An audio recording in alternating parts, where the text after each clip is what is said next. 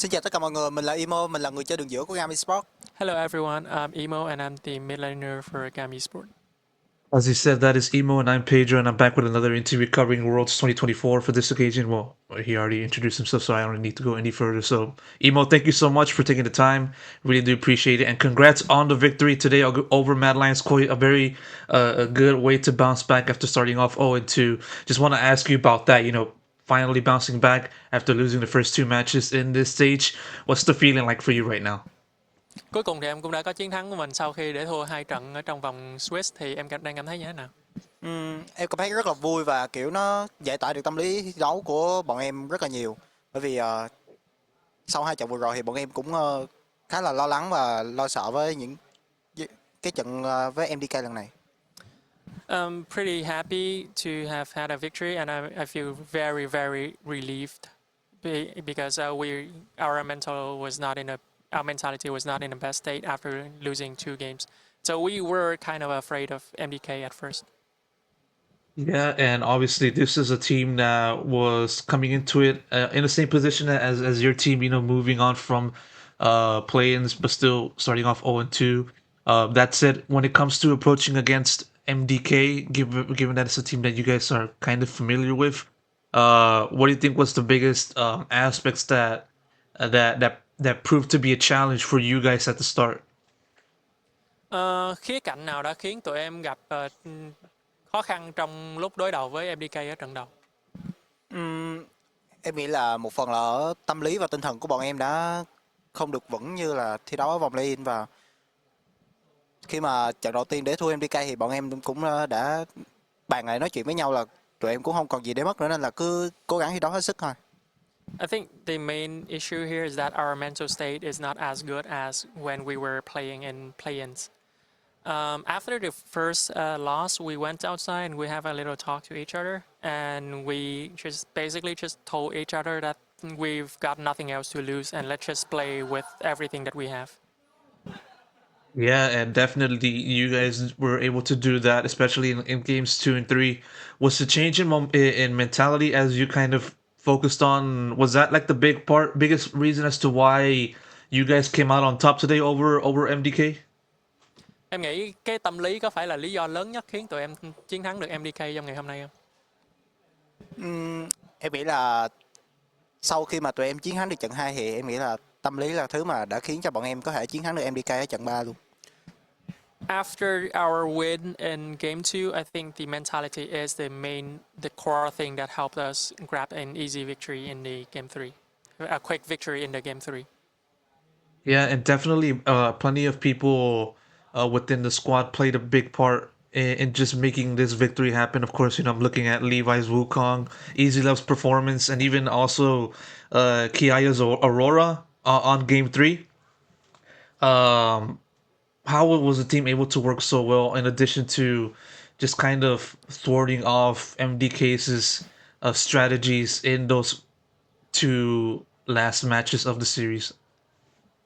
Thì không những em mà những người đồng đội của em cũng đã có màn trình diễn khá là hay ha, kiểu Easy Love hay là con Wukong của Levi hay là Aurora của Kia, thì kiểu tụi em đã cái cái tụi em đã đề ra cái chiến thuật như thế nào để có thể chiến thắng được MDK trong ngày hôm nay? Em nghĩ là bọn em chỉ cố gắng làm tốt những gì mà bọn em đã luyện tập trong training, và bọn em mang nó vào đấu giải, và bọn em nghĩ là nó sẽ là công thức chiến thắng cho bọn em. I think we just brought what we did well in our scrims into the games on stage, and as long as we do it well, we'll grab a victory. Yeah, and as a result, you guys now move on to the next round of Swiss States against whoever it is that will come your way. Well, first off, do you have any preference to whichever opponent that you would like to face in the future? Có đối thủ nào mà em muốn gặp lại trong những trận đấu tiếp theo không? Gặp Em lại. muốn đối đầu trong trận đấu tiếp theo. Không phải gặp lại, coi như là đối đầu đi. Đối thủ nào em muốn đối đầu trong những trận đấu tiếp theo? Em nghĩ là ở vòng tiếp theo ở nhóm 1-2 thì em nghĩ là bọn em sẽ muốn đối đầu với Team Liquid nhất, bởi vì bọn em cũng đã được training với Team Liquid và bọn em hiểu rõ là Team Liquid đánh như thế nào.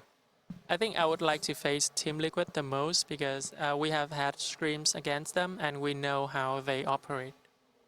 Interesting choice. I do understand that, and want to now take your focus onto the entire Swiss stage overall. Obviously, you talked a little bit about that a few answers ago, but how do you kind of look back on just the team's overall run from well, in this entire Swiss stage? You know, from players up until now, and what do you think are the biggest pluses and pros and cons within that aspect?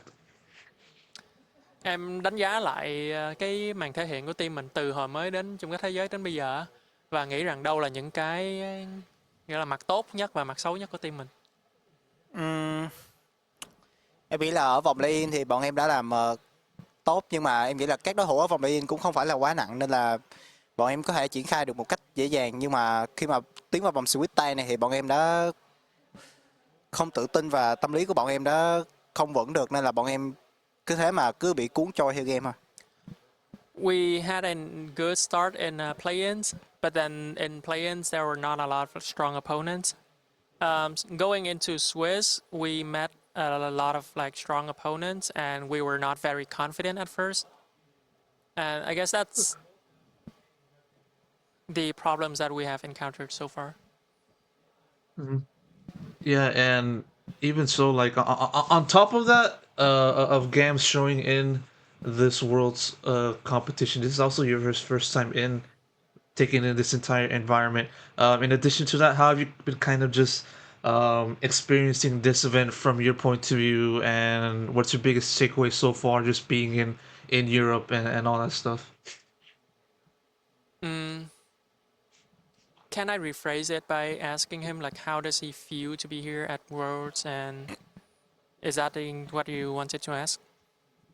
Yeah, essentially, and also if you can also add in like biggest learnings, biggest lessons also if you can. Ờ, thì em cảm thấy thế nào khi có mặt ở chung kết thế giới lần này và em đã học được những điều gì ở đây?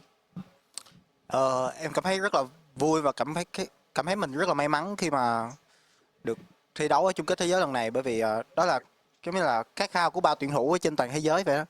Nên là em cũng rất là trân trọng quãng thời gian mà em được thi đấu ở đây, và những thứ mà em học được ở chung kết thế giới lần này thì em nghĩ là em học về giống như là những cái hay của các tuyển thủ, tại vì em nghĩ là mọi tuyển thủ trên thế giới thì họ sẽ đều có cái hay của họ, và mình học lấy nó và để mình phát triển lên.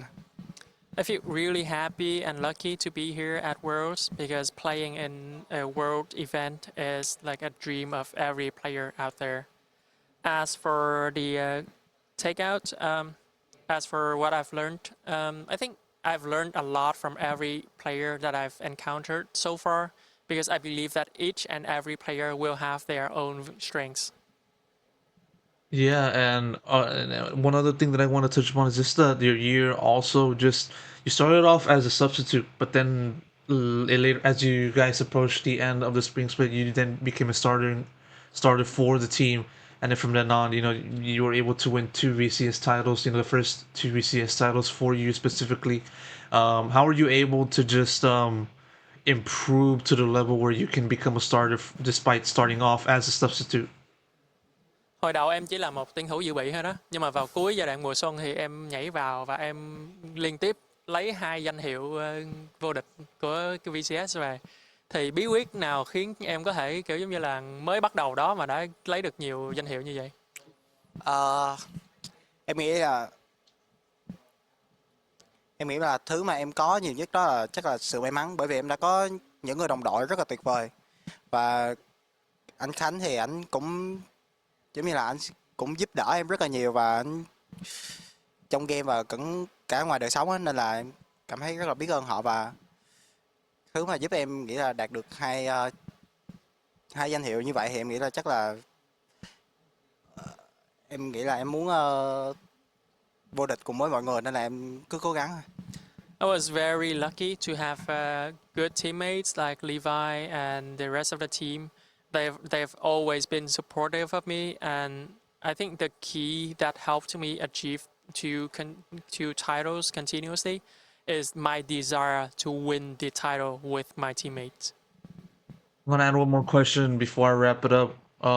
It's been another year in which GAM has at least made it to, I believe, 9th or 12th, 13th, or 16th, top 16 within this competition. Obviously, you guys defeated TO last year. If I'm wrong, please correct me on that. Um, where you kind of look at the level of VCS as a whole compared to like the rest of the other regions, specifically the major regions, internationally speaking. Trong 2 năm vừa qua thì VCS đã liên tục lọt vào top 16 á. Và năm ngoái thì mình đánh bại Team Liquid, năm nay thì mình đánh bại được MDK á. Thì em đánh giá cái vị thế của mình ở trên đấu trường quốc tế như thế nào? Em nghĩ là các các tuyển thủ trẻ Việt Nam đang dần có khá là nhiều, và em nghĩ là Việt Nam của mình ở cái game liên minh này thì cũng đang đi lên, và kiểu như là càng ngày càng thì bọn mình càng biết chơi game như là các đội thế giới, nên là nghĩ là việc mà các đội đến từ Việt Nam có thể vào sâu nhất có thể thì nó cũng là làm được. I think there are a lot of young talents out there in the Vietnam scene and in the Vietnam industry. So I guess it's understandable that we were able to make this far. Khúc sau em nói là gì? Việt Nam mình có nhiều tuyển thủ trẻ và ngày Em ngày nghĩ càng biết là chơi game hơn. biết chơi game hơn so với như là mình càng ngày càng học được nhiều thứ từ các đội thế giới, nên là bọn mình cũng ngày càng mạnh hơn. And VCS overall is getting stronger day by day. Emo, thank you so much for the interview. Really do appreciate it. Thank you so much to the translator, as Thank you always, so and much. thank you so much. Thank you, Pedro. Thank you.